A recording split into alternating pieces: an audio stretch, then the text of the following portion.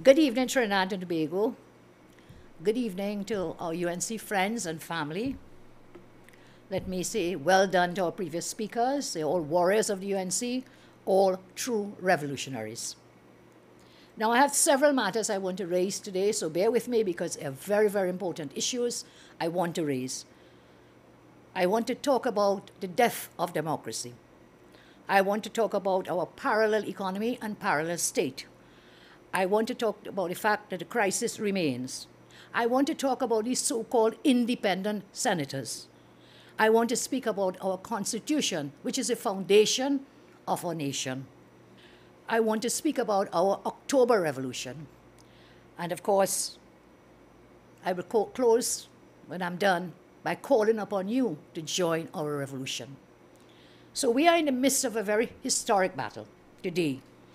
Our country is at a crossroads.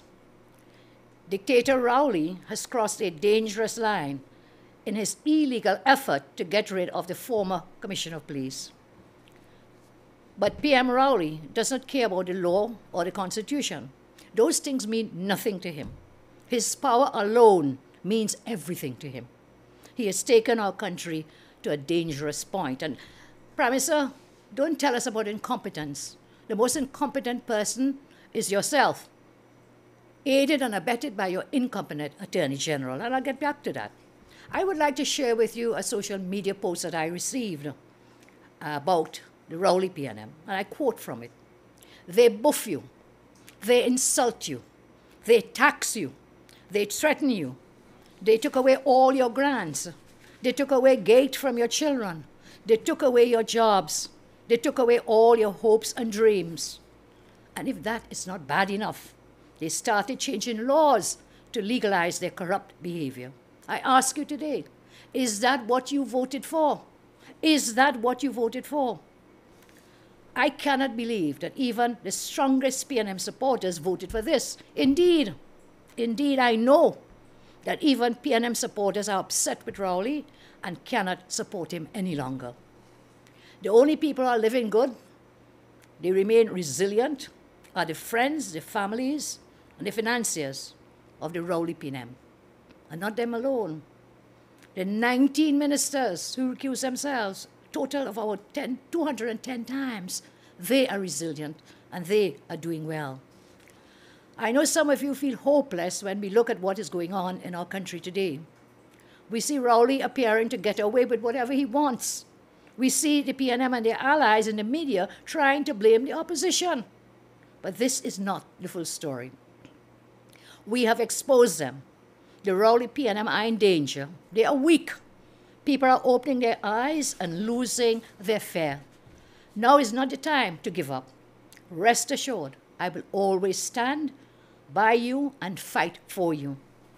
As long as I'm here, you can trust that I will stand up to this bully called Rowley. And I tell you and remind you, I do it for you. I do it because I love my country. I do it because I love you. And I want the best for every citizen of this country, everyone, every single one, regardless of where you live, regardless how much money you make or don't make, regardless of what work you do, regardless of your race, regardless of your religion, your gender, your ethnicity. I am here to fight for all of us. And with your help and support that you give to me by strength, as strength and inspiration every single day. I always tell you, half of me belongs to you. The other half I give to you. I said last week that no amount of posturing, no amount of bullying or virtue signaling by Rowley will absolve him of the crisis he has created. This crisis has kept Gary Griffith from remaining as COP today. As MP Muninal said earlier, this time it is Gary Griffith. Be warned. And next time it could be about you, any one of you, not getting your promotion that you deserve or getting fired for political reasons. Next time it could be about government taking away your property. It could be about being arrested for posting something on social media that some minister doesn't like.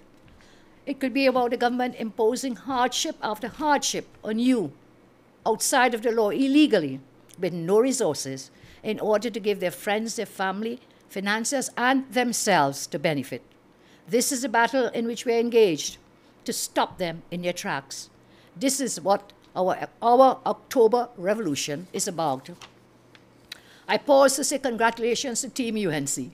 I think we were all very proud at their performances and their contributions in the Parliament last Thursday. The entire team, they fought side by side against this galloping dictatorship inside the Parliament. If the PNM think that last Thursday was the end of our struggle to hold them to account, they have another think coming. They are wrong. They are woefully wrong. That was just the beginning. We will not let the PNM silence us.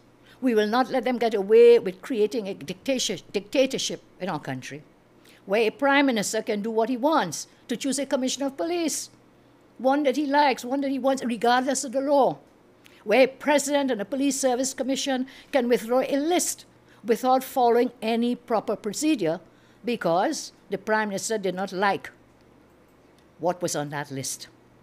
Once they reach this point, there is nothing that they will stop at. Our independent institutions risk being nothing more than facades. They are already compromised. The Rowley PNM seeks control of every single thing and every single one. They have a deep presence in everything, in all. And it's our duty, our sacred duty, to stop them. Last Thursday was a travesty of justice. That's how I describe that sitting. It was a travesty of justice within the highest court of our land, the Parliament of Trinidad and Tobago. The People's House was hijacked by dictators, but our UNC team fought on. Despite their best efforts, Team UNC persevered and fought on till the last minute. We followed the best tradition of Westminster parliamentary democracy, vigorously, robustly fighting for the rights of all of you, as the Prime Minister and Executive overstepped their bounds. I am proud of Team UNC. I am UNC and I am proud. I am proud of the team for such bravery in the face of such an unprecedented assault on our Constitution and on our democracy. And so democracy dies in darkness. There's a famous quotation, which says, democracy dies in darkness.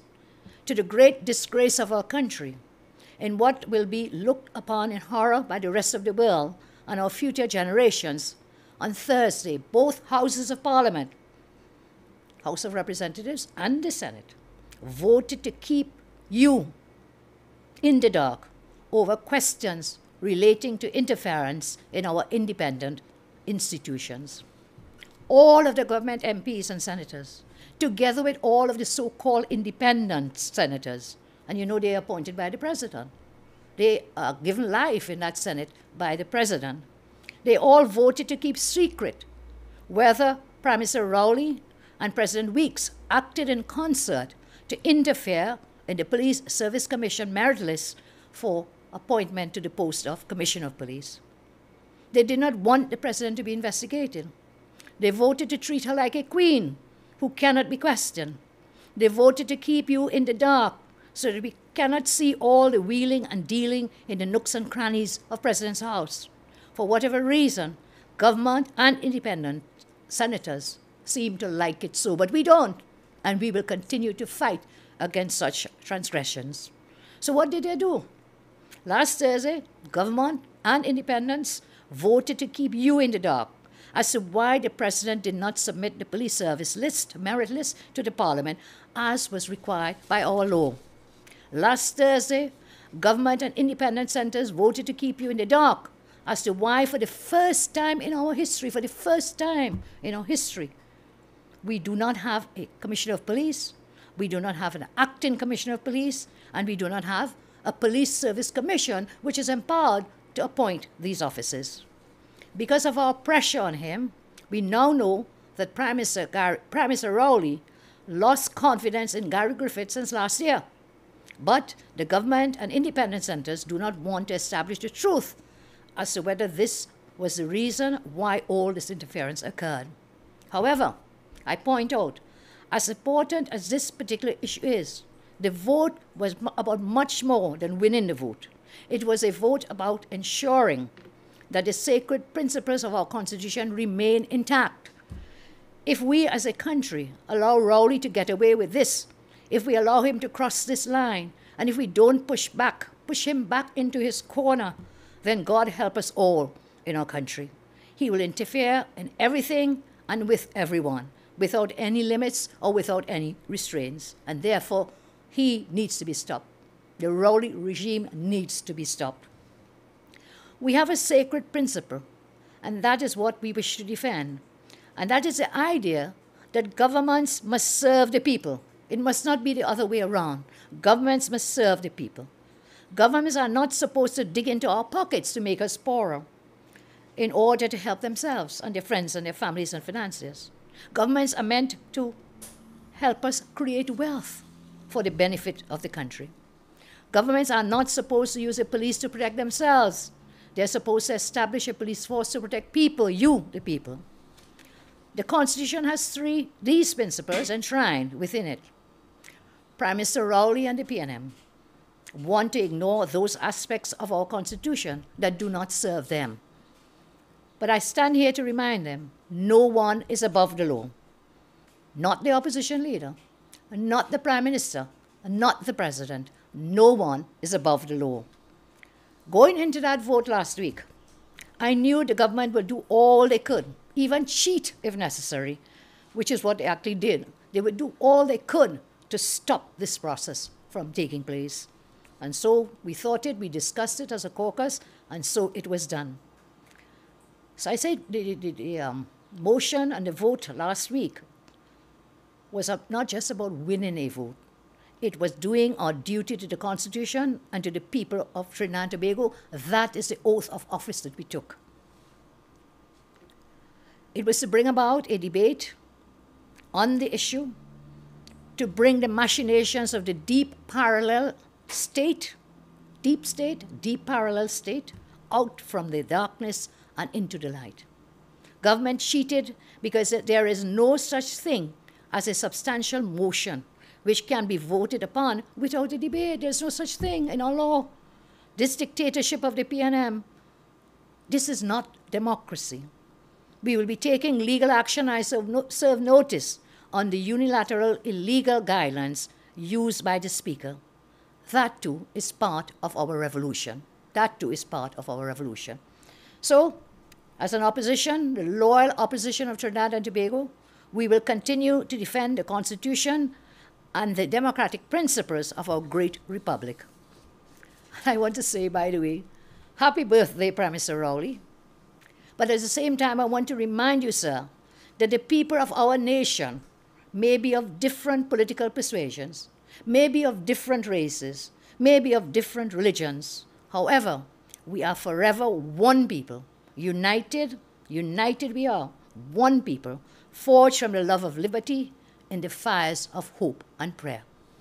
The people of our country will never allow the lights of democracy to be extinguished by tyrants and dictators. We firmly believe in God and know that the victory of light over darkness is assured.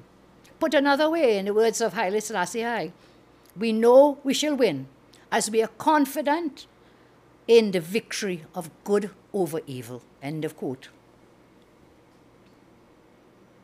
Try as he might, Prime Minister Rowley cannot hide the truth from the people of this country. The scripture teaches us what is done in the dark will soon come to light. What is done in the dark will soon come to light. It is inevitable. Prime Minister Rowley can run, but he cannot hide. He can run, but he cannot hide. I turn now to talk about parallel economy and parallel state. This is a very important concept.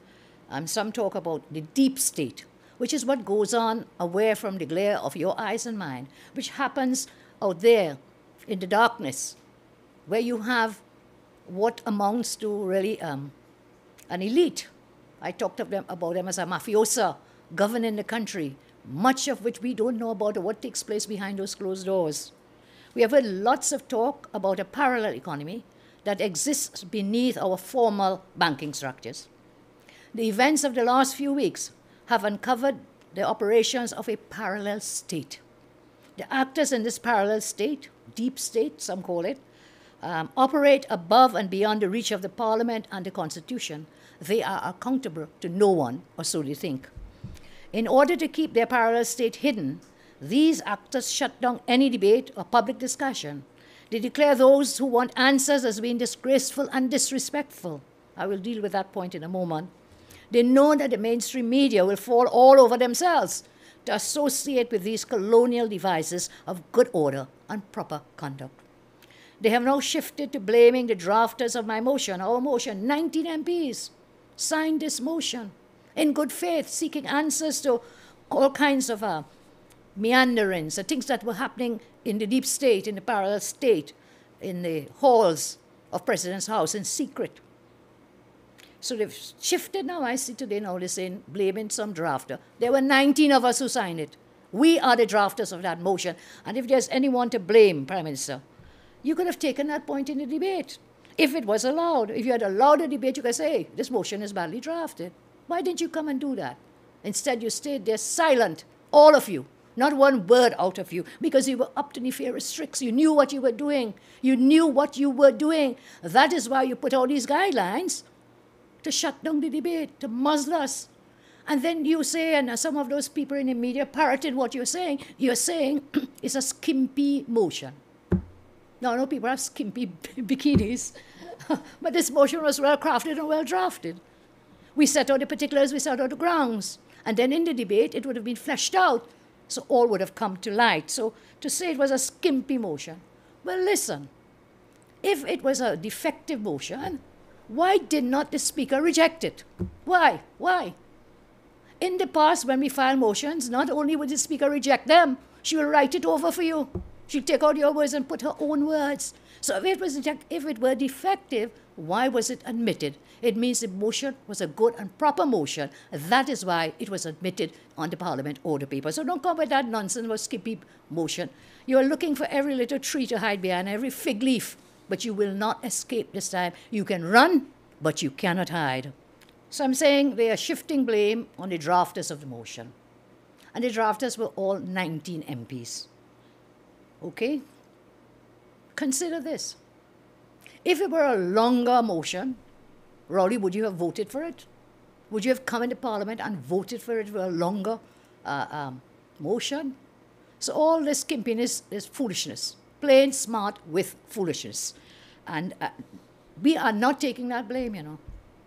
You breached the Constitution and the law to shut down a debate, to protect yourselves and your friends and your family and the President.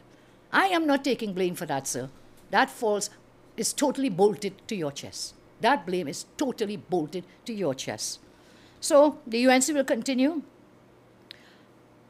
this, to expose this parallel PNM state, now in operation. We will continue to unmask the network of PNM operatives who have hijacked our Constitution and killed our democracy.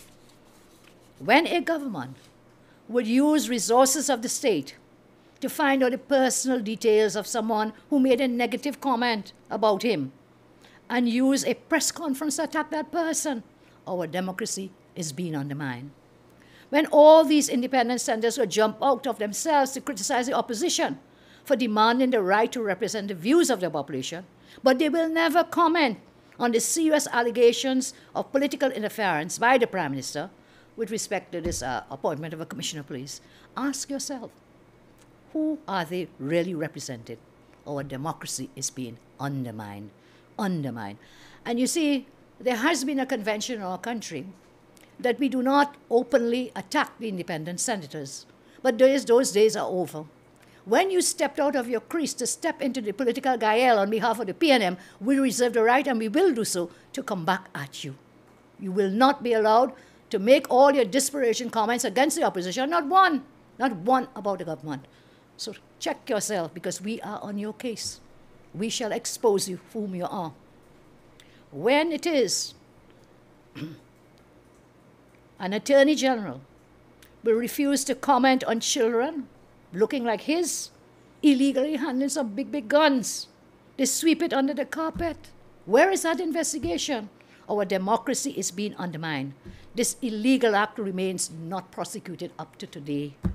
When that same AG will brazenly lie to the Parliament, our democracy is being undermined. Remember when you lied about me and said, I gave, when I was Prime Minister, I gave housing rentals and so on Hey, that is bolted squarely to your chest, Faris.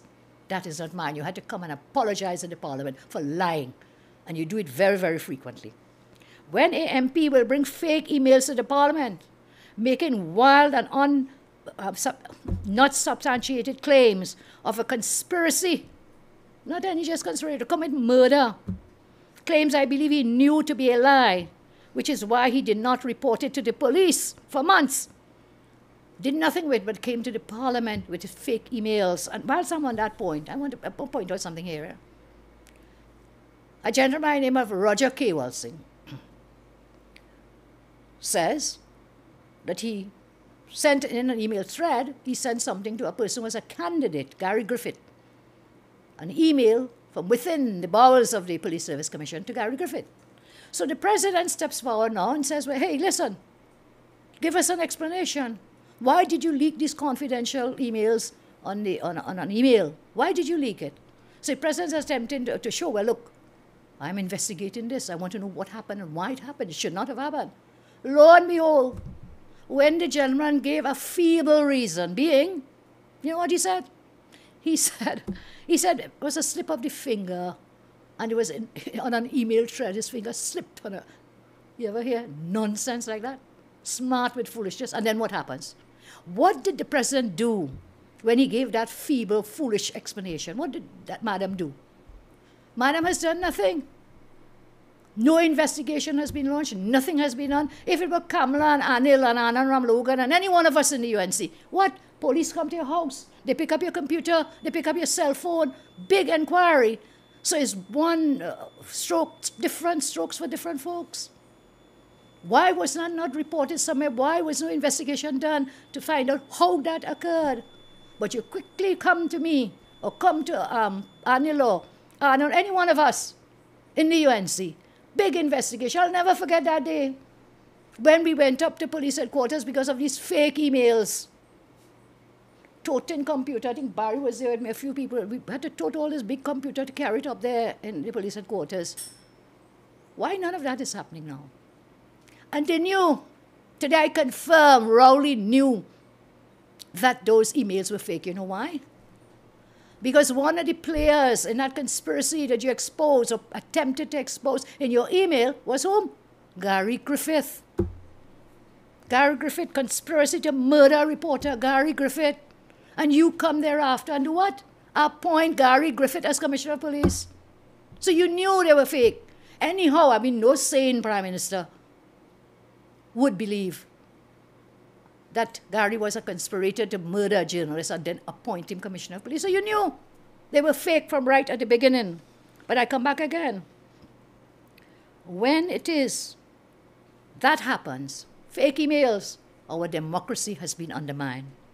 When an entire cabinet refuses to call an election for a local government seat down in Davis South here, in the Penal Davis Corporation, 8 months, depriving thousands of residents of their democratic right of representation, our democracy is being undermined. You could call 2 elections in Tobago, but for 8 months you refused, failed, and or neglected to name an election date for Davis South. You know why? You know why? It's because you know we will win that seat. But I've sent you the pre-action letters, and we will be filing our matters in the court very shortly. Again, when cabinet members recuse themselves over 200 times because some business they or their families are involved in is to be discussed and decided upon in the cabinet, again, our democracy is being undermined. When a prime minister will breach COVID regulations, hold a secret meeting, you all remember that, with the oil barons from Venezuela, and then he lied about it. When we caught him out and we showed the manifest of all the passengers who were on that flight, he said he didn't even know who they were. I was a prime minister, sir. And we know things don't happen like that. People can't just walk into your office, and especially in a time of restriction, just walk in and sit down to talk to you. And if you really let that happen, that is slackness and recklessness in the highest order. You sat with these oil barons. That is our democracy being undermined. When a prime minister, as I say, boasts about being the head of a Cosa Nostra, a secret society, threatening persons if they do not keep his secrets, then too our democracy is being undermined. I say again, Try as he might, PM Rowley cannot hide the truth from the people of the country. As scripture teaches us, I repeat, what is done in darkness will come to light. He could run, but he cannot hide. And after all of the shenanigans and shutting down and cheating in the parliament on Thursday, what has happened? The crisis remains. It still remains. And no amount of distractions and your allegation of disgraceful behavior and disrespect, none of that is going to take away the fact that the crisis remains. The Prime Minister might think that Thursday was the end of our struggle to hold them to account. As I said before, they are wrong to believe that. Let us not lose sight as to why we brought that Section 36 motion. We have questions that still need answers. Shutting down the Parliament will not prevent us from continuing to ask these very vital questions. And some of these are, why did the President first say she received a merit list from the Police Service Commission and then afterwards said a list was submitted and withdrawn? That only came to light subsequent to the events. Who withdrew this list and why? Was the list withdrawn on instructions from Rowley? Why did the entire Police Service Commission resign en bloc, creating chaos? Why was Rowley writing to the Police Service Commission last year, trying to influence the re-selection of Gary Griffith as Commissioner of Police? Is the reason Rowley lost confidence in Gary Griffith was because Gary locked up Stuart's daughter and he was going after DSS and a certain MP from that area? And is it a fact also that the TTPS has investigated credit card Camille for some bank deposit? Is the reason Rowley lost confidence in Gary Griffith is because the polls are showing that Gary Griffith is more popular than Rowley? Did you know that? Is that one of the reasons that he lost his confidence in him? On what constitutional authority did the President return the merit list to the former chairman, Persad-Bissessar? Why did the President not disclose this information to the court, that the list was handed to her and then taken back? Famous Trini Cataboyle for sure, for somebody. Who was the unnamed public official mentioned in Kewal Singh's resignation letter who allegedly interfered unlawfully in the business of the Police Service Commission at President's house? And is it on 11th or the 12th? Again, the stories keep coming and they keep changing. One day they came on 11, and another time the President puts out statement says 12. Why did the President breach Section 123 of the Constitution? Simple, you know, 1, 2, 3. Why did you breach it? By not sending to Parliament the list for the Acting Commissioner of Police for consideration, because that is what Madam is constitutionally mandated to do. Why are there so many different versions of this story? Which ones are correct? Which version is true? Why are there so many versions? Is it another Nancy story to try to confound our brains? Well, we will not be fooled. What happened in the darkness will come to light. And I want to turn now to the independent senators, so-called independent senators. One of the most disgraceful things about that vote on Thursday was watching how the so-called independent senators capitulated to the PNM's will as opposed to standing up for people. However, we have to know there's a built-in problem. These senators are handpicked by the President, so how can they be expected to vote for an investigation into her actions? However, our Constitution gives us an answer to that. It says there is provision for a secret ballot. So, this is the way no one can tell who voted for whom.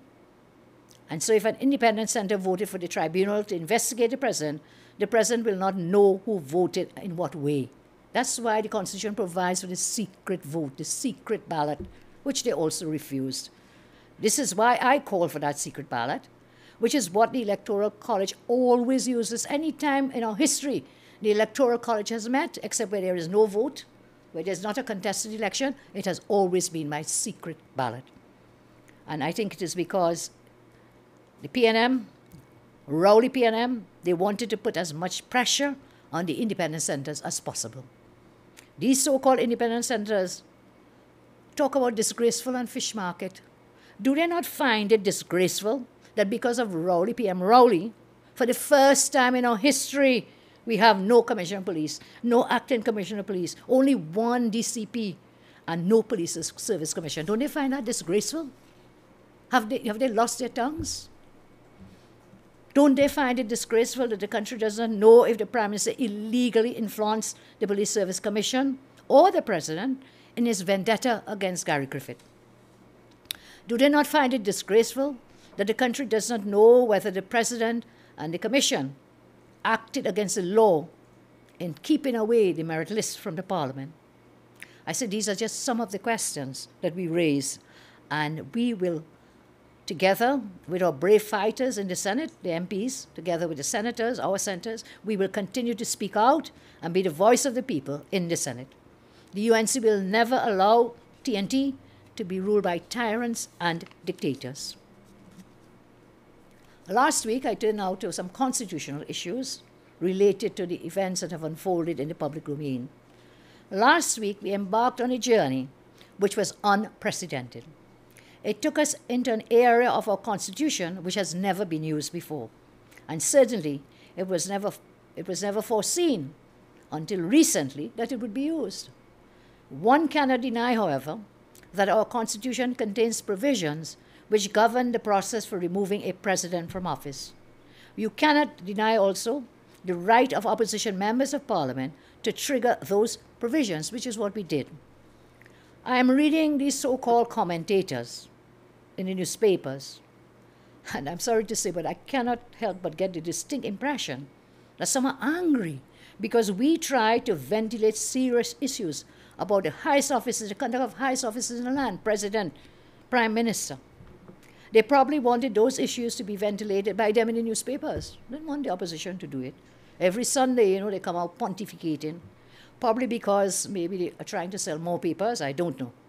So I'm saying, reading these so-called commentators, I get the impression that they're not happy that we brought this for whatever reason. And I'm just speculating, could it be because they wanted to be the harbingers of these issues to sell their newspapers? So we see now the opposition is being chastised and denigrated by all of these comments about disgraceful behavior and disrespectable conduct. But we on this side are happy that all of this is happening. We are doing our duty to the Constitution and to the people of Trinidad and Tobago. We have come a long way in 50 years from when we had one television station. Some of you are young enough like me to remember we had one television station, yes? We had 2 newspapers. Remember those days? We now have social media and a generation which has grown up accustomed to receiving information from unlimited points of view. So we are not handcuffed to reading these diatribes every Sunday, and whichever days, but I think this Sunday is a lot of columnists there. Their perspectives, these young people, are not limited to the views of mainstream media or government propaganda. They know what is fair and they know what is not fair. We have tested the Constitution, and some of the reactions to that exercise have been very, very telling. People are suddenly aware of the practical realities of inbuilt government majorities in the Senate. They calculated an impossible 2/3 requirement of Electoral College, the relevance of so-called independent senators, the role of the Speaker, and the deliberate secrecy of a president who is not elected by the people. So what can be observed in the aftermath of Thursday's sitting? Some in TND seem to be more concerned with behavior than with honesty. There are some who aspire to be the center and from that lofty place condemn all politicians from practicing politics.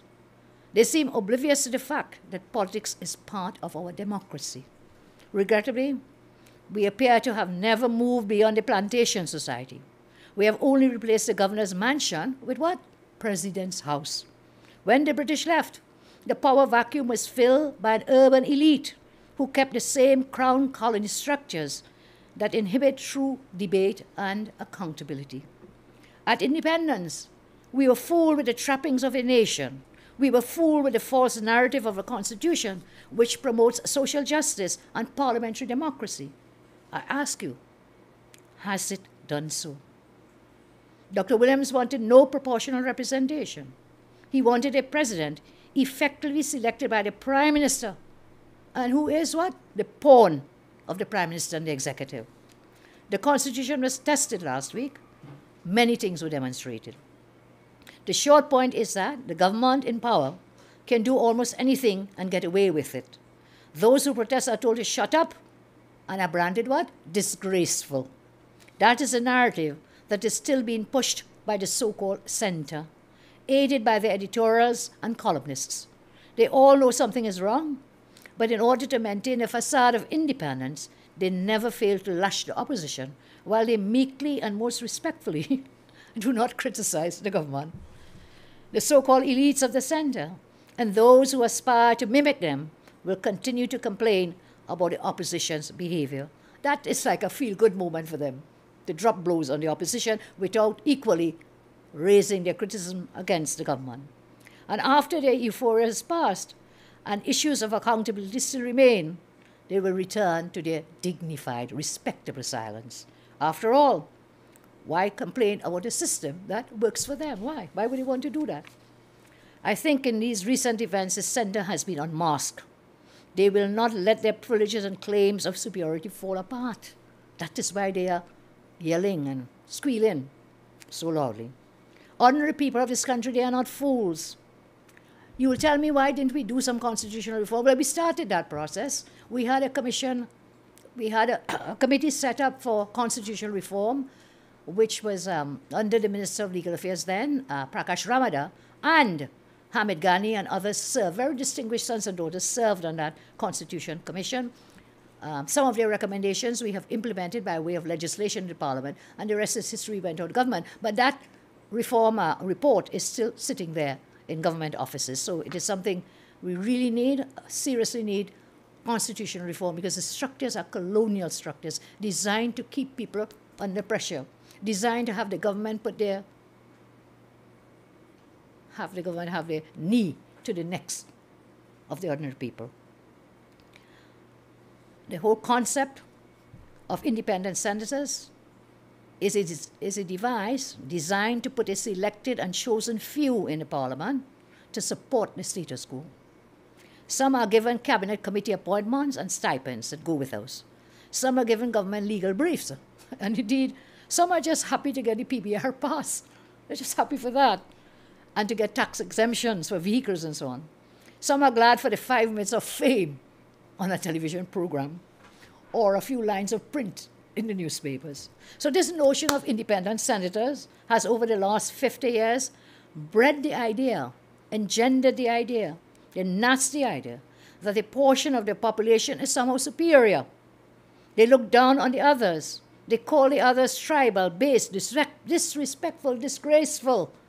It is an alternative concept and is attractive for some who will always mimic their views in order to be seen as part of the elite class. Pandey had called them the parasitic oligarchy, but it's far more than just that. This is a deep state, a parallel state operated in secret to govern your lives. We have in essence invented our own aristocracy, where these little barons and baronesses are handpicked, and they now want to lord it over the rest of the population. Really now, just think about it. The president can pick anyone. There is no criteria in the Constitution that you should have one Oliver. There is no criteria that you should have expertise and experience in research and so on. No, nothing. The president just wakes up one morning and decides, I want Mr. X or Madam Y to be a senator. Handpicked. No scrutiny. No minimum qualifications. And then they want us to presume that these people are independent. Well, we will expose their dependence as we go forward to show that they are very dependent on the largest of the state and, of course, from the hand of the president, that should they step out of line, could be removed.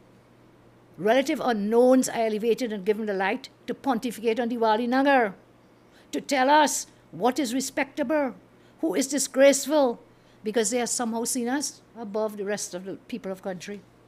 These pseudo-aristocrats are given plenty space in the media, which wants to emulate them, to say that Parliament became a fish market.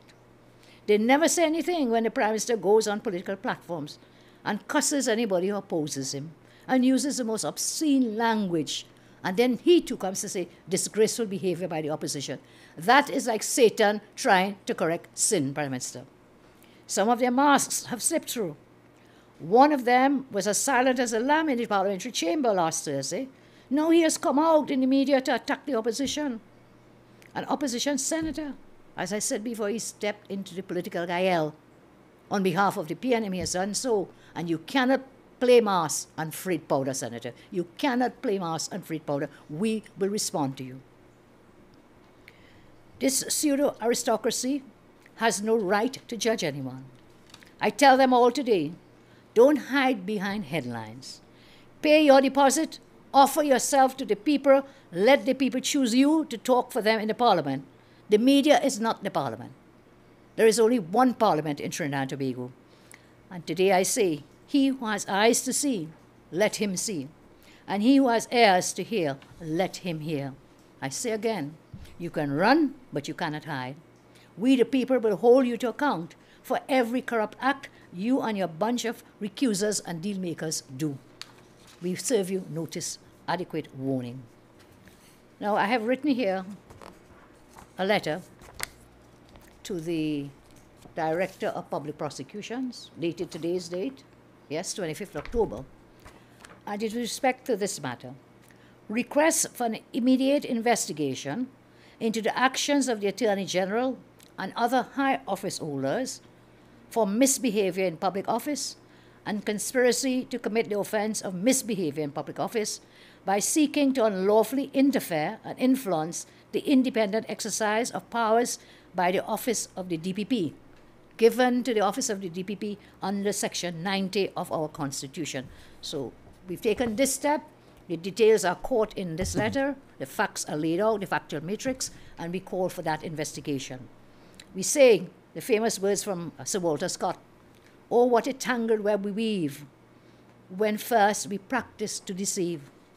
The AG, notorious tangled webs are being revealed as even more tangled than we realized.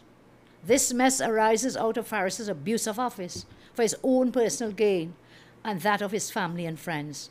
This AG is nothing but a predator. Upon learning of the publicly available details surrounding the arrest of Christian Chandler, I wrote to the DPP to present a factual matrix which could warrant a criminal investigation of the Attorney General and the Director of Legal Unit in the AG's office, Ms. Tenille Ramkissoon. In this time, when our independent institutions are being eroded at a faster pace than ever by this out-of-control rowdy administration, it is exceedingly crucial to rein in these wrongdoers.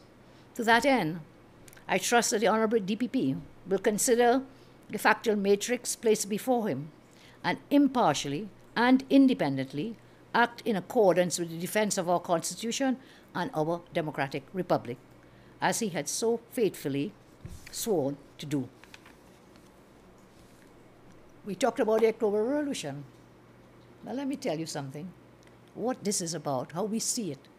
We see it as something that we must do at this time when we are in such chaos under this dictatorship that Rowley has created.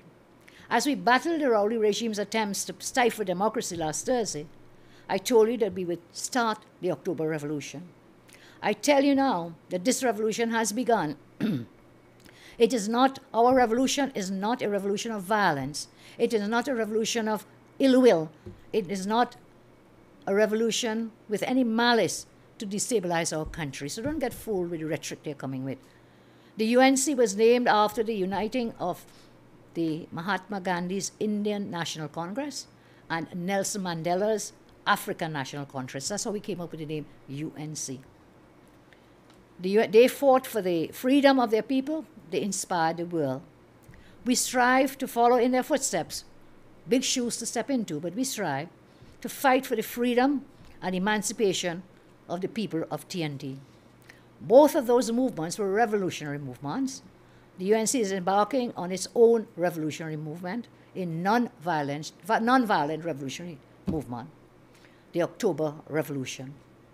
Like the October Revolution in another country, We are here to fight against the abusive powers by would-be kings, queens, czars, and tsarinas. We are fighting for a democratic republic against the dictatorship of Rowley and his regime.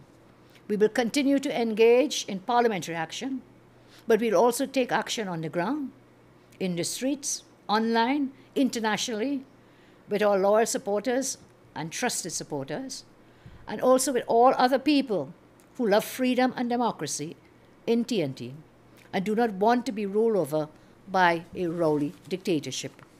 We will be engaging on the ground in mobilization of the party members, public education and participation, international outreach, and outreach to non-traditional voters. Prime Minister Rowley will not get away with destroying our institutions in order for him to get his own way. Our October Revolution will save TNT from Rowley and his dictatorship. It is a movement, local, national, international, to build a modern parliamentary democracy in TNT, built upon the foundations of our very Constitution and the law. Our revolution will be of united strength to stand up to those in our nation who believe they have the divine rights of kings and queens. Our revolution will be a peaceful one, united in purpose, aimed at politically demolishing those forces which prevent the citizens of our nation from enjoying the standard of living they deserve and preventing them from accomplishing their goals, their dreams, their hopes and dreams, and preventing them, these forces, preventing you from progressing. The corruption, the neglect, the mismanagement of the Rowley dictatorship has spread like a virus to every public institution, plunging us into a national crisis. For too long, they have burdened you with high taxes without equitable returns in your own lives. For too long, they have abandoned the issues we need to live, such as your right to food, proper roads, affordable food, addressing crime, and even addressing the educational needs of our children. Now that they have contaminated the very entities which we need to progress as a nation, they have contravened the foundation pillars upon which our sovereign democratic state, TNT, was created. No longer can people of our country exist in these perilous conditions.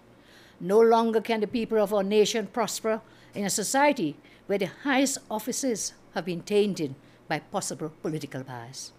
Hand in hand, we lead the October Revolution to say to you that you and TNT deserve better.